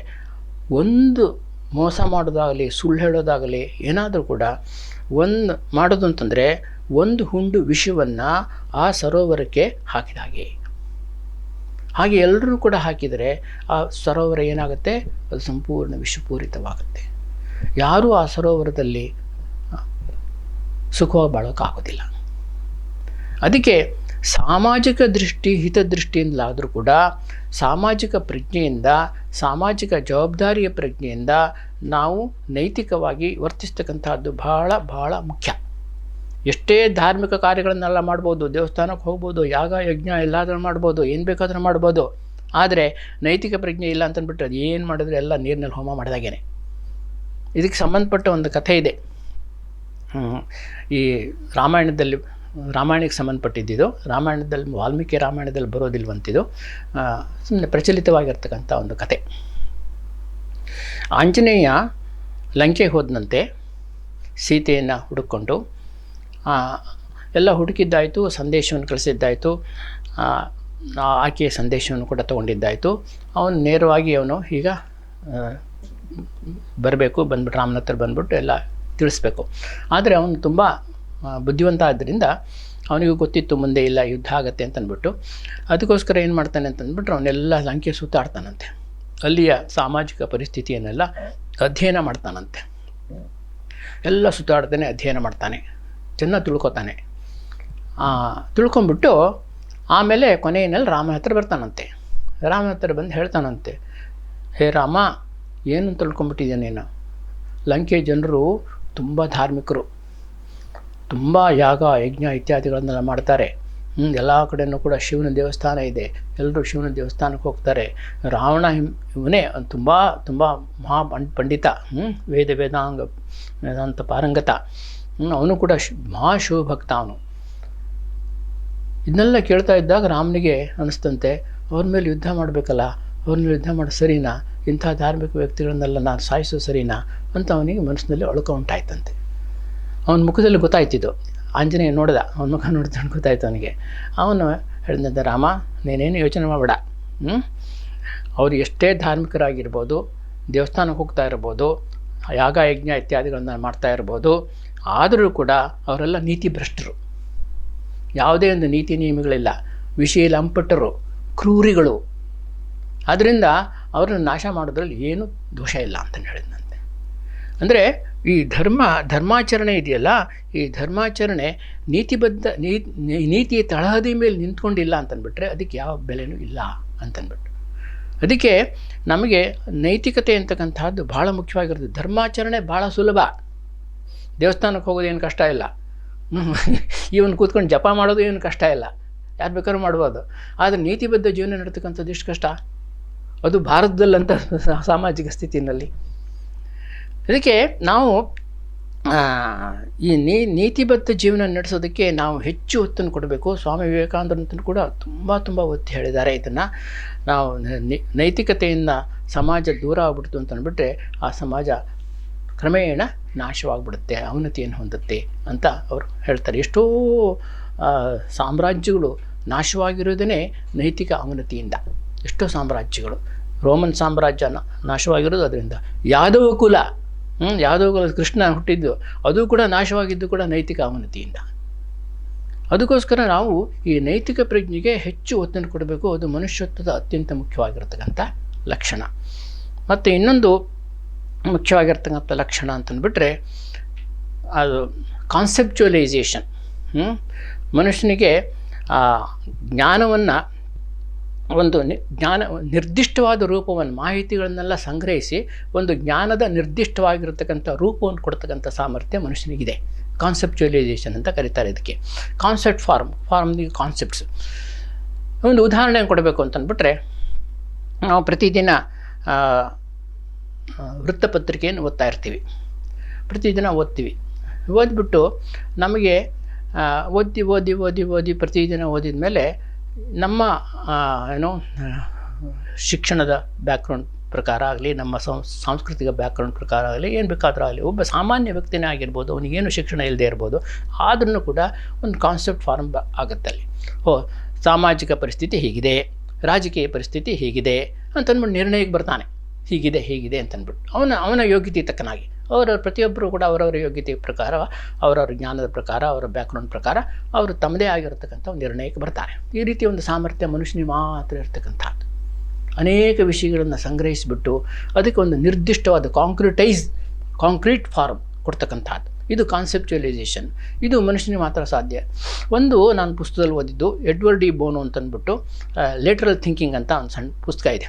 ಅದರಲ್ಲಿ ಅವನೊಂದು ಉದಾಹರಣೆ ಮೂಲಕ ಇದನ್ನು ಚೆನ್ನಾಗಿ ಹೇಳ್ತಾನೆ. ಈಗ ಮಳೆಗಾಲದಲ್ಲಿ ಮಳೆ ಬರುತ್ತಲ್ಲ, ಮಳೆ ಬಂದ್ಬಿಟ್ಟು ಎಲ್ಲ ಕಡೆನೂ ಗುಡ್ಡದ ಮೇಲೆ ಎಲ್ಲ ಮಳೆ ಬೀಳುತ್ತೆ. ಆ ಗುಡ್ಡದ ಮೇಲೆ ಬಿದ್ದ ಮಳೆಯೆಲ್ಲ ಏನಾಗುತ್ತೆ ಅಂತಂದ್ಬಿಟ್ರೆ ಒಂದು ಸಣ್ಣ ಸ್ಟ್ರೀಮ್ ಆಗಿಬಿಟ್ಟು ಹರ್ಕೊಂಡು ಬರುತ್ತೆ. ಹರ್ಕೊಂಡ್ಬಿಟ್ಟು ಆ ಸ್ಟ್ರೀಮ್ಸ್ ಎಲ್ಲ ಏನಾಗುತ್ತೆ, ಅದು ಒಂದು ಕಡೆ ಸೇರುತ್ತೆ. ಅದು ಆಮೇಲೆ ಒಂದು ಸಣ್ಣ ಹಳ್ಳ ಆಗುತ್ತೆ. ಆಮೇಲೆ ಹಳ್ಳಗಳೆಲ್ಲ ಸೇರಿಬಿಟ್ಟು ಒಂದು ಸಣ್ಣ ನದಿ ಆಗುತ್ತೆ. ಆ ಸಣ್ಣ ನದಿಯೆಲ್ಲ ಸೇರಿಬಿಟ್ಟು ಒಂದು ದೊಡ್ಡ ನದಿ ಆಗುತ್ತೆ. ಆ ರೀತಿ ಹರ್ಕೊಂಡು ಹೋಗುತ್ತೆ. ಈ ರೀತಿ ಒಂದು ನಿರ್ದಿಷ್ಟವಾದ ದಿಕ್ಕಿನಲ್ಲಿ ಅದು ಹರ್ಕೊಂಡು ಹೋಗುತ್ತೆ. ಈ ಗುಡ್ಡದ ಮೇಲೆ ಬಿದ್ದ ನೀರೆಲ್ಲ ನಿರ್ದಿಷ್ಟವಾದ ದಿಕ್ಕಿನಲ್ಲಿ ಹರ್ಕೊಂಡು ಹೋಗುತ್ತೆ. ಹಾಗೆಯೇ ನಾವು ಕೂಡ ಎಷ್ಟೋ ಮಾಹಿತಿಗಳನ್ನು ಸಂಗ್ರಹಿಸ್ತೀವಿ ಬೇರೆ ಬೇರೆ ಮಾಧ್ಯಮಗಳ ಮೂಲಕ. ಅನೇಕ ಮಾಧ್ಯಮಗಳೆಲ್ಲ ಇದ್ದಾವಲ್ಲ, ಈಗಂತೂ ತುಂಬ ಮಾಧ್ಯಮಗಳೆಲ್ಲ ಇದೆ. ಅದರ ಮೂಲಕ ಎಷ್ಟೋ ಮಾಹಿತಿಗಳನ್ನು ಸಂಗ್ರಹಿಸ್ತೀವಿ. ಅದು ನಮ್ಮ ಮನಸ್ಸಿನಲ್ಲಿ ಏನಾಗಬೇಕು ಅಂತಂದ್ಬಿಟ್ರೆ ಒಂದು ನಿರ್ದಿಷ್ಟವಾಗಿರತಕ್ಕಂಥ ಜ್ಞಾನದ ಪ್ರಕಾರವಾಗಿ ಪರಿವರ್ತಿತವಾಗಬೇಕು. ನಮ್ಮಲ್ಲೇ ಎಷ್ಟೋ ಜ್ಞಾನದ ಇರುತ್ತೆ, ಮೆಮೊರಿ ಬ್ಯಾಂಕ್ನಲ್ಲಿ ಏನೋ ಎಲ್ಲ ಇರುತ್ತೆ, ಅದು ಎಲ್ಲ ಸೇರ್ಕೊಳ್ಳುತ್ತೆ. ಸೇರ್ಕೊಂಡ್ಬಿಟ್ಟು we come to certain definite conclusions. This is this ಅಂತ ಅಂದ್ಬಿಟ್ಟು ಆ ರೀತಿ ಒಂದು ನಿರ್ಣಯ ಮಾಡ್ತಕ್ಕಂಥ ಒಂದು ಸಾಮರ್ಥ್ಯ ಮನುಷ್ಯನಿಗೆ ಮಾತ್ರ ಇರ್ತಕ್ಕಂಥದ್ದು, ಪ್ರಾಣಿಗಳಿಗಿಲ್ಲ. ಇದು ಮನುಷ್ಯತ್ವದ ಲಕ್ಷಣ. ಇದನ್ನು ಕೂಡ ಈ ಬೌದ್ಧಿಕ ಲಕ್ಷಣ ಇದೆಯಲ್ಲ, ಇದು ಆಲೋಚನೆ ಮಾಡೋದ್ರ ಮೂಲಕ, ಚಿಂತನೆ ಮಾಡೋದ್ರ ಮೂಲಕ, ಆಳವಾಗಿ ಚಿಂತಿಸೋದ್ರ ಮೂಲಕ ನಾವೇನು ಮಾಡ್ಬೋದು ಅಂತಂದ್ಬಿಟ್ರೆ ಈ ರೀತಿ ಒಂದು ನಿರ್ದಿಷ್ಟವಾಗಿರ್ತಕ್ಕಂಥ ರೂಪವನ್ನು ನಮ್ಮ ಮಾಹಿತಿಗಳಿಗೆ ಕೊಡೋಕ್ಕೆ ಸಾಧ್ಯ. ಈ ಒಂದು ಸಾಮಾನ್ಯವಾಗಿರ್ತಕ್ಕಂಥ ಕ್ರೂಡ್ ಎಕ್ಸಾಂಪಲ್ ಕೊಡಬೇಕು ಅಂತಂದರೆ, ಅಡುಗೆ ಮನೆಯಲ್ಲಿ ಅನೇಕ ವಿಧದ ಮಸಾಲೆ ಇರುತ್ತೆ, ತರಕಾರಿ ಇರುತ್ತೆ, ಬೇಳೆ ಇರುತ್ತೆ, ಅಕ್ಕಿ ಇರುತ್ತೆ, ಎಲ್ಲ ಇರುತ್ತೆ. ಬೇರೆ ಬೇರೆ ಕಡೆ ಇಟ್ಟಿರ್ತಾರೆ. ಅಡುಗೆಯವ್ರು ಏನು ಮಾಡ್ತಾರೆ ಅಂತಂದ್ಬಿಟ್ರೆ ಅದನ್ನೆಲ್ಲ ತೊಗೋತಾರೆ, ನಿರ್ದಿಷ್ಟ ಪ್ರಮಾಣದಲ್ಲಿ ಅಂತ ತೊಗೊಂಬಿಟ್ಟು ಏನು ಮಾಡ್ತಾರೆ, ಅದನ್ನೆಲ್ಲ ಮಿಶ್ರಣ ಮಾಡ್ತಾರೆ. ಆಮೇಲೆ ಏನು ಮಾಡ್ತಾರೆ, ಬೇಯಿಸ್ಬಿಟ್ಟು ಏನು ಮಾಡ್ತಾರೆ, ಅದಕ್ಕೆ ಬೇರೆ ಬೇರೆ ಪದಾರ್ಥಗಳನ್ನು ಮಾಡ್ತಾರೆ. ಒಂದೊಂದು ಪದಾರ್ಥಕ್ಕೂ ಕೂಡ ಬೇರೆ ಬೇರೆ ರೀತಿಯಲ್ಲಿ ಮಸಾಲೆ ಹಾಕಬೇಕಾಗತ್ತೆ, ಬೇರೆ ಬೇರೆ ಪ್ರಮಾಣದಲ್ಲಿ ಮಸಾಲೆ ಹಾಕಬೇಕಾಗತ್ತೆ, ಬೇರೆ ಬೇರೆ ಪ್ರಮಾಣದಲ್ಲಿ ತರಕಾರಿ ಇತ್ಯಾದಿ ಹಾಕಬೇಕಾಗತ್ತೆ. ಈ ರೀತಿ ಮಾಡಿ ಅನೇಕ ರೀತಿಯ ಪದಾರ್ಥಗಳನ್ನು ಅವ್ರು ಮಾಡಿಬಿಡ್ತಾರೆ. ನಿರ್ದಿಷ್ಟವಾಗಿ ರೂಪ ಕೊಡ್ತಾರೆ ಅದಕ್ಕೆ. ಅದನ್ನು ಮಾಡುವಾಗ ಏನು ಮಾಡ್ತಾರೆ, ಚೆನ್ನಾಗಿ ಬೇಯಿಸ್ತಾರೆ. ಹಾಗೆಯೇ ನಾವು ಏನು ಮಾಡಬೇಕು ಅಂತಂದ್ಬಿಟ್ರೆ, we must know how to organise knowledge, how to organise informations. ಅದನ್ನೆಲ್ಲವನ್ನು ಕೂಡ ನಾವೇನು ಮಾಡಬೇಕು ಅಂತಂದ್ಬಿಟ್ರೆ ಒಂದು ಆರ್ಗನೈಸ್ ಮಾಡಿಬಿಟ್ಟು ನಮ್ಮ ಸ್ವತಂತ್ರ ಆಲೋಚನೆಯ ಮೂಲಕ, ಚಿಂತನೆಯ ಮೂಲಕ ಬೇಯಿಸಬೇಕು. ಅದನ್ನು ಚೆನ್ನಾಗಿ ಬೇಯಿಸ್ಬಿಟ್ಟು ಅದಕ್ಕೆ ನಿರ್ದಿಷ್ಟವಾದ ಒಂದು ಜ್ಞಾನದ ರೂಪವನ್ನು ಕೊಡ್ತಾ ಹೋಗಬೇಕು.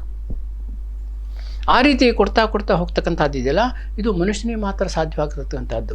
ಮತ್ತು ಈ ಸಾಮರ್ಥ್ಯ ನಮ್ಮಲ್ಲಿ ಅಧಿಕವಾಗಿ ಬೆಳೆದಿರತಕ್ಕಂಥದ್ದು ಯಾವುದರಿಂದ ಅಂತಂದ್ಬಿಟ್ರೆ ಭಾಷೆಯ ಮೂಲಕ. ಇದನ್ನು ಕೂಡ ಅವ್ರು ಹೇಳ್ತಾರೆ, ಭಾಷೆ ಇದೆಯಲ್ಲ ಅದು ಸಂಪೂರ್ಣವಾಗಿ ಮನುಷ್ಯನ ಈ ಸಂಸ್ಕೃತಿಯಲ್ಲಿ ಬಹಳ ಪ್ರಧಾನವಾಗಿರ್ತಕ್ಕಂಥ ಪಾತ್ರವನ್ನು ವಹಿಸಿದೆ. ಆ ರೀತಿ ಮಾಡಿದ್ರಿಂದ ಅವನ ಜ್ಞಾನದ ಪ್ರಕಾರಗಳು ಕೂಡ ಬೆಳೀತಾ ಬೆಳೀತಾ ಬೆಳೀತಾ ಬೆಳೀತಾ ಹೋಗಿದೆ. ಈ ರೀತಿ ಮನುಷ್ಯನಿಗೆ ಈ ರೀತಿ ಸಾಮರ್ಥ್ಯ ಇರೋದರಿಂದಲೇ ಇಷ್ಟೊಂದು ಜ್ಞಾನದ ವಿಸ್ತಾರವಾಗಿರ್ತಕ್ಕಂಥ ಜ್ಞಾನ ಪ್ರಪಂಚ ನಮಗೆ ದಕ್ಕಿದೆ. ಒಬ್ಬರು ಆಲ್ವಿನ್ ಟಾಫ್ಲರ್ ಅಂತ ಅಂದ್ಬಿಟ್ಟು ಭಾಳ ಚೆನ್ನಾಗಿ ಹೇಳಿದ್ದಾರೆ. ಅದು ವಿದ್ಯಾರ್ಥಿಗಳಿಗೆ ಅತ್ಯಂತ ಮುಖ್ಯವಾಗಿರ್ತಕ್ಕಂಥದ್ದು ಇದು. Future illiterates are not those who cannot read and write but those who cannot organise their knowledge. ಅವರಿಗೆ ಫ್ಯೂಚರ್ ಇಲ್ಲಿಟ್ರೇಟ್ಸ್ ಇದ್ದಾರಲ್ಲ, ಅನಕ್ಷರಸ್ಥರು, ಅವರಿಗೆ ಓದೋದು ಬರೆಯೋದು ಎಲ್ಲ ಚೆನ್ನಾಗಿ ಬರುತ್ತಂತೆ. ಆದರೆ ಅವರಿಗೆ ಸ್ವತಂತ್ರ ಆಲೋಚನೆ ಮಾಡಿಬಿಟ್ಟು ಆ ಜ್ಞಾನ ಪ್ರಕಾರವನ್ನು ನಿರ್ದಿಷ್ಟ ಜ್ಞಾನ ಪ್ರಕಾರಕ್ಕೆ ಬರೋದಕ್ಕೆ ಅವರಿಗೆ ಆಗೋದಿಲ್ಲ. ಅದು ಸುಮ್ಮನೆ ಮಾಹಿತಿ ಹಾಗೇ ಇರುತ್ತೆ. ಅದು ಮಾಹಿತಿ ಏನಾಗುತ್ತೆ ಅಂತ ಅಂದ್ಬಿಟ್ರೆ ಅದು ಅನ್ಡೈಜೆಸ್ಟೆಡ್ ಮಾಹಿತಿಯಾಗಿ ಉಳ್ಕೊಂಬಿಟ್ಟು ಅದು ಮಾನಸಿಕ ವಾತಾವರಣವನ್ನು ಕೆಡಿಸಿಬಿಡುತ್ತಂತೆ. ಅದಕ್ಕೋಸ್ಕರನೇ ಇತ್ತೀಚಿನ ದಿನಗಳಲ್ಲಿ ಅನೇಕ ರೀತಿಯ ಮಾನಸಿಕ ರೋಗಗಳು ಕಾಣ್ತಾ ಇರ್ತಕ್ಕಂಥದ್ದು. ಸೊ ಅದರಿಂದ ಈ ಕಾನ್ಸೆಪ್ಚುಯಲೈಸೇಷನ್ ಇದೆಯಲ್ಲ, ಇದು ಅತ್ಯಂತ ಮುಖ್ಯವಾಗಿರ್ತಕ್ಕಂಥ ಒಂದು ಲಕ್ಷಣ, ಮನುಷ್ಯತ್ವದ ಲಕ್ಷಣ. ಈಗ ಇನ್ನೊಂದು ನಾಲ್ಕನೇದು ಯಾವುದಪ್ಪ ಅಂತಂದ್ಬಿಟ್ರೆ ಸ್ವಾತಂತ್ರ್ಯ ಪ್ರಜ್ಞೆ. ಮನುಷ್ಯನಲ್ಲಿ ಈ ಸ್ವಾತಂತ್ರ್ಯ ಪ್ರಜ್ಞೆ ಅಂತ ಇರೋದರಿಂದಲೇ ಈ ಆಧ್ಯಾತ್ಮಿಕವಾಗಿ ಅವನು ಬೆಳೆಯೋದಕ್ಕೆ ಸಾಧ್ಯ ಆಗಿರೋದು. ಅದಕ್ಕೆ ಮುಕ್ತಿಯ ಕಲ್ಪನೆ ಇರತಕ್ಕಂಥದ್ದು. ಈಗ ನಾವು ಸಾಮಾನ್ಯವಾಗಿ ಏನು ಮಾಡ್ತೀವಿ ಅಂತಂದ್ಬಿಟ್ರೆ, ನಾವು ಹೊರಗಡೆ ಸ್ವಾತಂತ್ರ್ಯವನ್ನು ಬಯಸ್ತೀವಿ. We want to be master outside. ಎಲ್ಲರೂ ನಾ ಹೇಳ್ದಂಗೆ ಕೇಳಬೇಕು, ಎಲ್ಲವೂ ಕೂಡ ನನ್ನ ಇಚ್ಛಾನುಸಾರವಾಗಿ ನಡೀಬೇಕು, ಹಾಗೆ ಹೀಗೆ ಅಂತ I want to be master outside. But ಸ್ವಾತಂತ್ರ್ಯ ಅಂತಂದ್ಬಿಟ್ರೆ ಏನಂತಂದ್ಬಿಟ್ರೆ, ನಿಜವಾದ ಸ್ವಾತಂತ್ರ್ಯ ಏನಂತಂದ್ಬಿಟ್ರೆ I must be master within. ನನ್ನ ಆಲೋಚನೆಗಳು, ಭಾವನೆಗಳು, ಪ್ರಲೋಭನೆಗಳು, ಇಂದ್ರಿಯಗಳು ಇವೆಲ್ಲವೂ ಕೂಡ ನಾನು ಹೇಳ್ದಂಗೆ ಕೇಳಬೇಕು. ಅದು ನಿಜವಾಗಿರ್ತಕ್ಕಂಥ ಸ್ವಾತಂತ್ರ್ಯ. ಒಬ್ಬರು ಓಸ್ಪೆನ್ಸ್ಕಿ ಅಂತಂದ್ಬಿಟ್ಟು ಒಬ್ಬರು ಸೈಕಾಲಜಿಸ್ಟು, ಅವರು ಸಾಮಾನ್ಯ ಮನುಷ್ಯನನ್ನು ಒಂದು ಮನೆಗೆ ಹೋಲಿಸ್ತಾರೆ. ಎಂಥ ಮನೆ ಅದು ಅಂತಂದ್ಬಿಟ್ರೆ ಅಲ್ಲೆಲ್ಲ ಸರ್ವೆಂಟ್ಸ್ ಮಾತ್ರ ಇದ್ದಾರಂತೆ, ಯಾರು ಮಾಸ್ಟರ್ ಇಲ್ಲ. ಸರ್ವೆಂಟ್ಸ್ನ ಏನು ಮಾಡ್ತಾರೆ ಅಂತಂದ್ಬಿಟ್ರೆ ಅವ್ರ ಮನಸ್ಸಿಗೆ ಬಂದಾಗೆ ಅವ್ರು ಕೆಲಸ ಮಾಡ್ತಾರೆ. ಅವ್ರನ್ನ ಯಾರು ಹೇಳೋರಿಲ್ಲ, ಕೇಳೋರಿಲ್ಲ, ಏನೂ ಇಲ್ಲ. ಅವ್ರು ಈ ಕೆಲಸ ಮಾಡು ಅಂತ ಅವ್ರು ನಿರ್ದೇಶನ ಮಾಡೋರು ಯಾರೂ ಇಲ್ಲ. ಅವ್ರ ಮನಸ್ಸಿಗೆ ಬಂದಾಗ ಅವ್ರು ಕೆಲಸ ಮಾಡಿ. ನೀವು ಯೋಚನೆ ಮಾಡ್ಬೋದು ಅಂಥ ಮನೆ ಎಷ್ಟೊಂದು ಅರಾಜಕತೆಯಿಂದ ಕೂಡಿರುತ್ತೆ ಅಂತಂದ್ಬಿಟ್ಟು. ಸಾಮಾನ್ಯ ಮನುಷ್ಯನ ವ್ಯಕ್ತಿತ್ವ ಹಾಗೆ ಆಗಿರುತ್ತೆ ಅಂತಂದ್ಬಿಟ್ಟು ಹೇಳ್ತಾರೆ. ಅಲ್ಲಿ ಯಾರೂ ಇಲ್ಲವೇ ಇಲ್ಲ. ಅನೇಕ ಈಗೋಸ್ ನಮ್ಮಲ್ಲಿ ಒಂದೇ ಈಗೋ ಇರೋದಿಲ್ವಂತೆ, ಅನೇಕ ಈಗೋಸ್ ಇದ್ದಾವಂತೆ, many egos. There must be one master ego to control all other egos. ಈಗ ರಾವಣನಿಗೆ 10 ತಲೆ ಇತ್ತು ಅಂತ ಹೇಳ್ತಾರಲ್ಲ, 10 ತಲೆ ಇತ್ತು ಅಂತ ಅರ್ಥ ಏನು ಅಂತಂದರೆ ಅವನಿಗೆ ಒಂದೇ ತಲೆ ಇರಲಿಲ್ಲ, ಒಂದೇ ಈಗೋ ಇರಲಿಲ್ಲ, ಅನೇಕ ಈಗೋಸ್ ಇತ್ತು ಅಂತಂದ್ಬಿಟ್ಟು. ಅವನು ಭಕ್ತನೂ ಆಗಿದ್ದ, ವಿಷಯಲಂಪನೂ ಆಗಿದ್ದ, ಏನೇನೋ ಆಗಿದ್ದ ಅವನು. ಆ ರೀತಿ ಅವನಿಗೆ ಅನೇಕ ರೀತಿ ಈಗೋ, ಒಂದನ್ನು ಕೂಡ ಅವನು he is not able to control himself. ಅದಕ್ಕೆ ನಾವು ಏಕಪಾತ್ರಾಭಿನಯ ಅಂತ ಹೇಳ್ತಾರಲ್ಲ, ನಾವು ಕೂಡ ನಾವೆಲ್ಲ ಏಕಪಾತ್ರಾಭಿನಯ ಮಾಡ್ತಾ ಇರ್ತೀವಿ. ಅದಾಗ್ತಾ ಇರೋದು ನಮಗೆ ಗೊತ್ತಿರೋದಿಲ್ಲ. ಆದರೆ ಒಂದೊಂದು ಸಂದರ್ಭದಲ್ಲಿ ಒಂದೊಂದು ರೀತಿ ಇರ್ತೀವಿ ನಾವು. ಅದಕ್ಕೆ ಸ್ವಾಮಿ ವಿವೇಕಾನಂದ ಹೇಳ್ತಾರೆ, ನೀವು where is your individuality, is it in ego no, your ego every time it is changing, it's not one. ಅದರಿಂದ ನಾವು ನಿಜವಾಗಿರ್ತಕ್ಕಂಥ ಸ್ವಾತಂತ್ರ್ಯ ಬರಬೇಕು ಅಂತ ಅಂದ್ಬಿಟ್ರೆ there must be one master ego to control all other egos. ಆ ರೀತಿ ಅದಕ್ಕೆ ಶ್ರೀರಾಮಕೃಷ್ಣ ಭಾಳ ಚೆನ್ನಾಗಿ ಹೇಳ್ತಾರೆ ಇದನ್ನು. ಈ ಈಗೋ ಅಂತಕ್ಕಂಥದ್ದು, ಅಹಂ ಅಂತಕ್ಕಂಥದ್ದು ಇದೆಯಲ್ಲ, ಅದೇನು ಮಾಡಿದರೂ ಹೋಗೋದಿಲ್ಲ.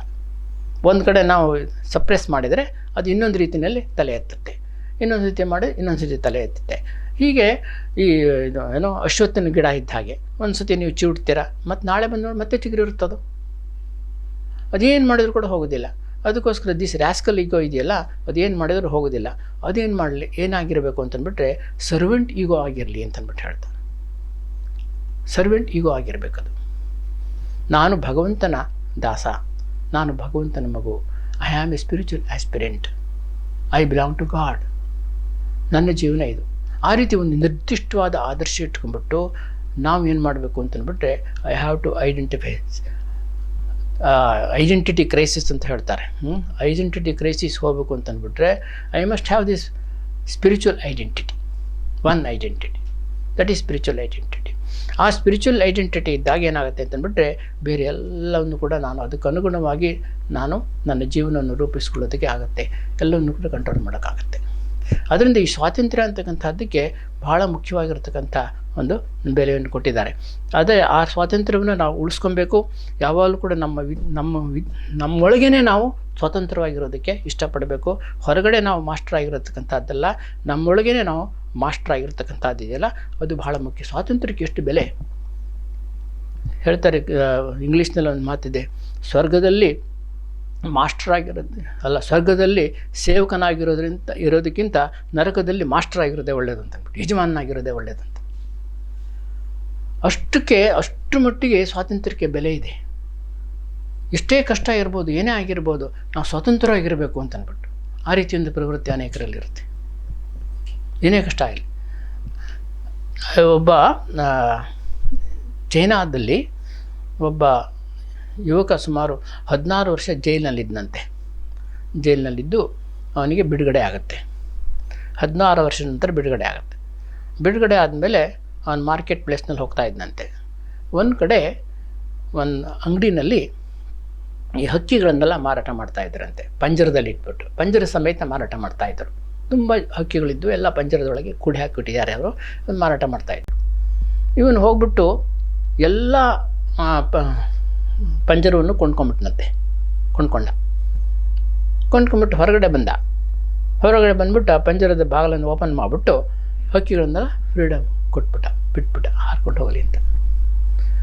ಅವ್ರಿಗೆ ಕೇಳಿದ್ರಂತೆ ಅವನು ಅಂಗಡಿಯವ್ರು, ಏನಪ್ಪ ಹುಚ್ಚ ನೀನು, ಎಷ್ಟೆಲ್ಲ ಹಣ ಕೊಟ್ಬಿಟ್ಟು ಕೊಂಡ್ಕೊಂಡಿದ್ದೆ, ಅದನ್ನೆಲ್ಲ ಫ್ರೀಯಾಗಿ ಬಿಟ್ಬಿಟ್ಟಿಯಲ್ಲ, ಏನಿದು ಅಂತ. ಅವಾಗ ಅವನು ಹೇಳ್ತಾನೆ, ನಾನು 16 ವರ್ಷ ಜೈಲಿನಲ್ಲಿದ್ದೆ, ನನಗೀಗ ಗೊತ್ತಾಗ್ತಾ ಇದೆ ಸ್ವಾತಂತ್ರ್ಯದ ಬೆಲೆ ಏನು ಅಂತಂದ್ಬಿಟ್ಟು. ಎಲ್ಲ ಬಿಟ್ಬಿಡ್ತಾನೆ. ಅದು ಸ್ವಾತಂತ್ರ್ಯ. ಆ ಸ್ವಾತಂತ್ರ್ಯಕ್ಕೆ ಬೆಲೆಯನ್ನು ಕೊಡಬೇಕು ನಾವು. ಅದರಷ್ಟು ಮೌಲ್ಯವಾದದ್ದು ಇನ್ಯಾವುದೂ ಇಲ್ಲ ಈ ಪ್ರಪಂಚದಲ್ಲಿ. ಸ್ವಾತಂತ್ರ್ಯಕ್ಕಿಂತ ಹೆಚ್ಚು ಮೌಲ್ಯವಂತವಾದದ್ದು ಯಾವುದೂ ಇಲ್ಲ ಈ ಪ್ರಪಂಚದಲ್ಲಿ. ಇನ್ನೊಂದು ಕತೆ ಹೇಳ್ಬಿಟ್ಟು ಮುಗಿಸ್ಬಿಡ್ತೀನಿ. ಇನ್ನೊಂದು ಕತೆ ಸೂಫಿ ಕತೆ. ಜಲಾಲುದ್ದೀನ್ ರೂಮಿ ಹೇಳಿರೋದು. ಟೈಮ್ ಆಯಿತಾ? ಜಲಾಲುದ್ದೀನ್ ರೂಮಿ ಹೇಳಿರೋದು. ಪರ್ಷಿಯಾದಲ್ಲಿ ಒಬ್ಬ ದೊಡ್ಡ ವ್ಯಾಪಾರಿ ಇರ್ತಾನೆ. ದೊಡ್ಡ ಶ್ರೀಮಂತ ವ್ಯಾಪಾರಿ. ಅವನೊಂದು ಸರಿ ಭಾರತಕ್ಕೆ ಬರಬೇಕಾಗತ್ತೆ ವ್ಯಾಪಾರಕ್ಕೋಸ್ಕರವಾಗಿ. ಹಿಂದೆ ಎಲ್ಲ ಬೇರೆ ಬೇರೆ ವಿದೇಶಗಳಿಗೆಲ್ಲ ವ್ಯಾಪಾರಕ್ಕೆ ಹೋಗ್ತಾಯಿದ್ರು. ಹೋದರೆ ಸುಮಾರು ತಿಂಗಳಗಟ್ಟಲೆ ಇರಬೇಕಾಗ್ತಾಯಿತ್ತು. ಆ ಥರ ಎಲ್ಲ ಬೇರೆ ಬೇರೆ ದೇಶಗಳೆಲ್ಲ ಹೋಗ್ತಾಯಿದ್ರು. ಅವನು ಒಂದು ಸರಿ ಏನಾಗುತ್ತೆ ಅಂತಂದ್ಬಿಟ್ರೆ, ಯಾವುದೋ ಒಂದು ಅಲ್ಲೇ ಪರ್ಷಿಯಾದಲ್ಲೇ ಅವನು ಒಂದು ಯಾವುದೋ ಫಂಕ್ಷನಿಗೆ ಹೋಗಿದ್ದಾಗ ಒಂದು ಗಿಳಿ ಸುಂದರವಾಗಿ ಹಾಡ್ತಾ ಇತ್ತಂತೆ. ಅದನ್ನು ಕೇಳಿಸ್ಕೊಂಡ್ಬಿಡ್ತಾನೆ. ಅದು ಏನು ಮಾಡ್ತಾಯಿತ್ತು ಅಂತಂದ್ಬಿಟ್ಟು ಎಲ್ಲರೂ ಜನ ಸೇರಿರ್ತಾರಲ್ಲ, ಏನಾದ್ರು ಫಂಕ್ಷನ್ ಜನ ಸೇರಿದ್ರು, ಅಲ್ಲಿ ಹೋಗ್ಬಿಟ್ಟು ಮರದ ಮೇಲೆ ಕೂತ್ಕೊಂಡು ಹಾಡೋದಂತೆ. ಜನರೆಲ್ಲ ಕೇಳ್ತಾ ಇದ್ರಂತೆ, ತುಂಬ ಸಂತೋಷ ಪಡ್ತಾಯಿದ್ರು. ಯಾರಿಗೂ ಸಿಗ್ತಾ ಇರಲಿಲ್ಲಂತೆ, ಯಾರ ಕೈಗೂ ಸಿಗ್ತಾ ಇರಲಿಲ್ಲ. ಅಷ್ಟು ಚೆನ್ನಾಗಿ ಹಾಡ್ತಾಯಿತ್ತು, ಹಿಡಿಯೋಕೆ ಮಾತ್ರ ಆಗ್ತಾ ಇರಲಿಲ್ಲ ಅದನ್ನು. ಇವನು ಒಂದು ದಿವಸ ಹಾಗೆ ಕೇಳಿದಾಗ ಅವನಿಗೆ ಅನಿಸುತ್ತೆ, ಹೇಗಾದರೂ ಮಾಡಿ ಇದನ್ನು ಹಿಡಿಲೇಬೇಕು ಅಂತ ಅವನು ಪ್ರಯತ್ನ ಪಡ್ತಾನೆ, ಹಠ ಮಾಡ್ತಾನೆ. ಹಾಗೂ ಕೂಡ ಹಿ ಸಕ್ಸೀಡೆಡ್ ಇನ್ ಕ್ಯಾಚಿಂಗ್ ಇಟ್. ಅವನು ಮನೆಯಲ್ಲಿ ಇಟ್ಕೋತಾನೆ, ಒಂದು ಪಂಜರದಲ್ಲಿ ಇಟ್ಕೋತಾನೆ. ಪ್ರತಿದಿನ ಚೆನ್ನಾಗಿ ಹಾಡ್ತಾ ಇತ್ತಂತೆ. ಅದನ್ನು ಚೆನ್ನಾಗಿ ನೋಡ್ಕೋತಾ ಇದ್ದ. ಅದಕ್ಕೆ ಚೆನ್ನಾಗಿ ಒಳ್ಳೆ ಮೃಷ್ಟಾನ್ನ ಭೋಜನ ಕೊಡ್ತಾ ಇದ್ದ. ಆಮೇಲೆ ಪಂಜರವನ್ನು ಕೂಡ ಚಿನ್ನದ ಪಂಜರ ಮಾಡಿದ್ದಂತೆ. ಆಮೇಲೆ ಅದು ಓದ್ಕೊಂಡು ಕಿರೀಟ ಥರನೂ ಕೂಡ ಹಾಕಿದ್ದಂತೆ, ಚಿನ್ನದ ಕಿರೀಟ ಅಂತ ಏನೆಲ್ಲ ಮಾಡಿದ್ದ. ಅಷ್ಟು ಚೆನ್ನಾಗಿ ಅತ್ಯಂತ ಪ್ರೀತಿಯಿಂದ ನೋಡ್ಕೋತಾ ಇದ್ದ, ಭಾಳ ಪ್ರೀತಿಯಿಂದ ನೋಡ್ಕೋತಾ ಇದ್ದ. ಮತ್ತು ಒಂದು ಸತಿ ಅವನು ಭಾರತಕ್ಕೆ ವ್ಯಾಪಾರಕ್ಕೆ ಬರಬೇಕಾಯ್ತು. ಆಗ ತಮ್ಮ ಅನುಯಾಯಿಗಳು ಎಲ್ಲ ಸರ್ವೆಂಟ್ಸ್ ಎಲ್ಲ ಇರ್ತಾರಲ್ಲ, ಅವ್ನ ಕೆಲಸಗಾರರೆಲ್ಲ, ಅವ್ರ ಹತ್ರೆಲ್ಲ ಕೇಳಿದ್ದೆ, ನಾನು ಭಾರತಕ್ಕೆ ಹೋಗ್ತಾ ಇದ್ದೀನಿ, ಭಾರತ ದೊಡ್ಡ ಶ್ರೀಮಂತ ದೇಶ, ಅಲ್ಲಿ ಅನೇಕ ವಿಶಿಷ್ಟವಾಗಿರ್ತಕ್ಕಂಥ ವಸ್ತುಗಳೆಲ್ಲ ಸಿಕ್ಕುತ್ತೆ, ನೀವು ಏನೇನು ವಸ್ತುಗಳು ಬೇಕೋ ಕೇಳಿ, ನಾನು ತೊಗೊಂಬರ್ತೀನಿ ನಿಮಗೋಸ್ಕರ ಅಂತಂದ್ಬಿಟ್ಟು. ಅವರೆಲ್ಲ ಹೇಳಿದ್ರು, ನಮಗದು ಬೇಕು, ಕಾಶ್ಮೀರಿ ಶಾಲ್ ಬೇಕು, ಅದು ಬೇಕು, ಇದು ಬೇಕು ಅಂತೆಲ್ಲ ಹೇಳಿದರು. ಆಯಿತು ಅಂತ ಹೇಳ್ಕೊಂಡು ಎಲ್ಲ ಪಟ್ಟಿ ಮಾಡ್ಕೊಂಡ. ಆಮೇಲೆ ಈ ಗಿಳಿ ಅಂತ ಕೇಳಿದನಂತೆ, ನಿನಗೇನು ಬೇಕು ಅಂತ ಗಿಳಿನ ಕೇಳಿದನು. ಆ ಗಿಳಿ ಹೇಳ್ತಂತೆ, ಅಲ್ಲಿ ಭಾರತದಲ್ಲಿ ಬೇರೆ ಗಿಳಿಗಳೆಲ್ಲ ಇರ್ತಾವಲ್ಲ, ಗಿಳಿಗಳ ಹತ್ರ ಕೇಳ್ಕೊಂಬ, ಹೇಳೋವರಿಗೆ ಒಂದು ನಂದೊಂದು ಸಂದೇಶ ಉಂಟು, ಆ ಸಂದೇಶವನ್ನು ಆ ಗಿಳಿಗಳಿಗೆ ಹೇಳು ಅಂತ. ಏನು ಸಂದೇಶ? ಏನಂತಂದರೆ, ನಾನು ಅತ್ಯಂತ ಕಷ್ಟದಲ್ಲಿದ್ದೀನಿ, ನೋವಿನಲ್ಲಿದ್ದೀನಿ, ಸಂಕಟದಲ್ಲಿದ್ದೀನಿ, ಇದನ್ನು ಅವರಿಗೆ ಹೇಳು ಅಂತ. ಇವನಿಗೆ ಆಶ್ಚರ್ಯ ಆಯ್ತಂತೆ, ಇಷ್ಟು ಚೆನ್ನಾಗಿ ನೋಡ್ಕೋತೀನಿ ನಾನು ಇದನ್ನು, ಇಷ್ಟು ಚೆನ್ನಾಗಿದೆ, ಆದರೂ ಕೂಡ ಇದೊಂದು ಸಂಕಟದಲ್ಲಿದ್ದೀನಿ, ನೋವಿನಲ್ಲಿದ್ದೀನಿ ಅಂತ ಹೇಳುತ್ತಲ್ಲ, ಏನಿದು ಅಂತ ಆಶ್ಚರ್ಯ ಆಯ್ತಂತೆ. ಆಯಿತು, ನಾನು ಹೇಳ್ತೀನಿ ಅಂತ ಹೇಳಿದ್ನಂತೆ. ಅವನು ಕೇಳ್ಕೊಂಡು ಬರ್ತಾನೆ, ಭಾರತಕ್ಕೆ ಬರ್ತಾನೆ. ಭಾರತದಲ್ಲಿ ಅವ್ರು ಏನೇನು ಎಲ್ಲ ಕೇಳಿದ್ರಲ್ಲ ಆ ವಸ್ತುಗಳನ್ನೆಲ್ಲ ಕೊಂಡ್ಕೊಂಡಾದ್ಮೇಲೆ ಒಂದು ದಿವಸ ಒಂದು ಮರದ ಕೆಳಗಡೆ ಕೂತಿದ್ದಂತೆ, ಮೇಲ್ಗಡೆ ಗಿಳಿಗಳಿದ್ವಂತೆ. ಗಿಳಿಗಳ ಅವಾಗ ಅವನಿಗೆ ನೆನಪಾಯಿತು ಈ ಗಿಳಿ ಹೇಳಿದ ಸಂದೇಶ. ಅವನು ಹೇಳಿದಂತೆ, ಈ ರೀತಿ ನಮ್ಮಲ್ಲಿ ಒಂದು ಗಿಳಿ ಇದೆ, ಪಂಜರದಲ್ಲಿದೆ, ತುಂಬ ಚೆನ್ನಾಗಿ ಸಾಕ್ತಾ ಇದ್ದೀನಿ, ಭಾಳ ಪ್ರೀತಿಯಿಂದ ನೋಡ್ಕೋತಾ ಇದ್ದೀನಿ, ಅದು ನಿಮಗೊಂದು ಸಂದೇಶ ಕಳಿಸಿದೆ, ಹೀಗೆ ಅದು ತುಂಬ ಸಂಕಟದಲ್ಲಿದೆಯಂತೆ, ನೋವಿನಲ್ಲಿದೆಯಂತೆ, ಈ ಸಂದೇಶವನ್ನು ಅದು ಕಳಿಸಿದೆ ಅಂತ ಹೇಳಿದಂತೆ. ಅವೆಲ್ಲ ಒಂದು ಗಿಳಿ ಇದ್ದಕ್ಕಿದ್ದಂಗೆ ತಪ್ಪಂತ ಕೆಳಗೆ ಬಿದ್ದುಬಿಡ್ತಂತೆ ಮರದಿಂದ. ಇವನಿಗೆ ತುಂಬ ಸಂಕಟ ಆಯಿತು. ಅಯ್ಯೋ, ನಾನು ಯಾತಕ್ಕೆ ಈ ಸಂದೇಶ ಹೇಳಿದೆ, ಅದು ಕೆಳಗಡೆ ಬಿದ್ದೋಯ್ತಲ್ಲ, ಏನಾಯಿತೋ ಏನೋ ಸತ್ತೋಗುತ್ತಲ್ಲ ಇದು ಅಂತಂದ್ಬಿಟ್ಟು ಭಾಳ ತುಂಬ ನೋವಾಯ್ತಂತೆ. ಏನು ಮಾಡೋದು, ಇನ್ನೇನು ಮಾಡೋಕ್ಕಾಗತ್ತೆ, ಆಯಿತು ಅಂತಂದ್ಬಿಟ್ಟು ಅವನು ವಾಪಸ್ ಹೋದನಂತೆ. ವಾಪಸ್ ಹೋಗ್ಬಿಟ್ಟು ಅವ್ರು ಯಾರ್ಯಾರಿಗೆ ಏನೇನು ತಂದಿದ್ದನ್ನೆಲ್ಲ ಕೊಟ್ಟಂತೆ. ಆಮೇಲೆ ಗಿಳಿ ಹತ್ರ ಹೋದಂತೆ. ಗಿಳಿ ಕೇಳುತ್ತಂತೆ, ನನ್ನ ಸಂದೇಶವನ್ನು ತಲುಪಿಸ್ದ. ನೀನು ಎಂಥ ಸಂದೇಶ ಕೊಟ್ಟೆ? ನಾನು ಅದು ಹೇಳಿದ ತಕ್ಷಣ ಒಂದು ಗಿಳಿ ಕೆಳಗಡೆ ಬಿದ್ದೋಯ್ತು, ಯಾಕೆ ಈ ಥರ ಹೇಳಿದೆ ಅಂತಂದ್ಬಿಟ್ಟು ಕೆಳಗಡೆ ದಪ್ಪಂತ ಬಿದ್ದುಬಿಡ್ತಂತೆ. ಆಗ ಆ ಗಿಳಿನ ಪಂಜರಗಳ ಮೇಲ್ಗಡೆ ಕೂತಿತ್ತಂತೆ, ತಪ್ಪಂತ ಅಲ್ಲೇ ಬಿದ್ದುಬಿಡ್ತು, ಸತ್ತು ಒಂಥರ ಬಿದ್ದುಬಿಡ್ತು. ಇವನಿಗೆ ಮತ್ತಷ್ಟು ಸಂಕಟ, ಇದು ಅಲ್ಲೂ ಒಂದು ಹೀಗಾಯಿತು, ಇಲ್ಲೂ ಈ ಥರ ಆಯ್ತಲ್ಲ ಅಂತ ತುಂಬ ಸಂಕಟ ಆಯ್ತಂತೆ. ಆಮೇಲೆ ಏನು ಮಾಡೋದು, ಅದು ಸತ್ತೋಗಿದೆ. ಮೆಲ್ಲಗೆ ಪಂಜರ ತೆಗೆದಂತೆ, ಬಾಗಿಲು ತೆಗೆದಂತೆ, ತೆಗೆದುಬಿಟ್ಟು ಒಂದು ಗೋಡೆ ಮೇಲೆ ತಗೊಂಡು ಹೊರಗಡೆ ಇಟ್ಟನಂತೆ. ಇಟ್ಟ ತಕ್ಷಣ ರೆಕ್ಕೆ ಬಿಚ್ಚಿಬಿಟ್ಟು ಹೊಟ್ಟೋಗ್ಬಿಡ್ತಂಥದ್ದು. ಅಂದರೆ ಯಾಕೋಸ್ಕರ ಈ ಕಥೆ ಹೇಳಿದೆ ಅಂತಂದ್ಬಿಟ್ರೆ, ಸ್ವಾತಂತ್ರ್ಯಕ್ಕೆ ಎಷ್ಟೊಂದು ಬೆಲೆ ಇದೆ ಅಂತಂದ್ಬಿಟ್ಟು. ಎಷ್ಟೇ ನಾವು ಸುಖವಾಗಿರ್ಬೋದು, ಏನೇ ಆಗಿರ್ಬೋದು, ಸುಖ ಸಂಪತ್ತಿರ್ಬೋದು, ಎಲ್ಲ ಇರ್ಬೋದು, ಆದರೂ ಕೂಡ ಸ್ವಾತಂತ್ರ್ಯಕ್ಕಿರುವಷ್ಟು ಬೆಲೆ ಯಾವುದಕ್ಕೂ ಇಲ್ಲ. ಅದರಿಂದ ಈ ಸ್ವಾತಂತ್ರ್ಯ ಪ್ರಜ್ಞೆ, ನಾನು ಬಂಧನದಲ್ಲಿದ್ದೀನಿ, ನಾನು ಮುಕ್ತನಾಗಬೇಕು ಅಂತಕ್ಕಂಥ ಪ್ರಜ್ಞೆ ಮನುಷ್ಯನಿಗೆ ಮಾತ್ರ ಬರೋಕ್ಕೆ ಸಾಧ್ಯ. ಇದು ಮನುಷ್ಯತ್ವದ ಅತ್ಯಂತ ಮುಖ್ಯವಾಗಿರ್ತಕ್ಕಂಥ ಲಕ್ಷಣ ಅಂತ ನಾವು ಹೇಳ್ಬೋದು. ಹೀಗೆ 4 ಮುಖ್ಯವಾದ ಲಕ್ಷಣಗಳನ್ನು ನಾವು ಗುರುತಿಸ್ಬೋದು ಮನುಷ್ಯತ್ವದ ಲಕ್ಷಣ. ಒಂದು ಸೆಲ್ಫ್ ಅವೇರ್ನೆಸ್ಸು, ನೈತಿಕ ಪ್ರಜ್ಞೆ, ಮತ್ತೊಂದು ಕಾನ್ಸೆಪ್ಚುಯಲೈಸೇಷನ್, ಆಮೇಲೆ 4ನೇದು ಸ್ವಾತಂತ್ರ್ಯ ಪ್ರಜ್ಞೆ. ಇವು 4 ಅತ್ಯಂತ ಮುಖ್ಯವಾಗಿರ್ತಕ್ಕಂಥ ಮನುಷ್ಯತ್ವದ ಲಕ್ಷಣ. ಈ ರೀತಿ ಮನುಷ್ಯರಾಗುವಂಥ ಶಿಕ್ಷಣ ನಮಗೆ ಬೇಕು ಅಂತ ಸ್ವಾಮಿ ವಿವೇಕಾನಂದರ ಒಂದು ಆಶಯ. ಓಂ ಶಾಂತಿ ಶಾಂತಿ ಶಾಂತಿ. ಹರಿ ಓಂ ತತ್ಸತ್. ಶ್ರೀರಾಮಕೃಷ್ಣಾರ್ಪಣಮಸ್ತು.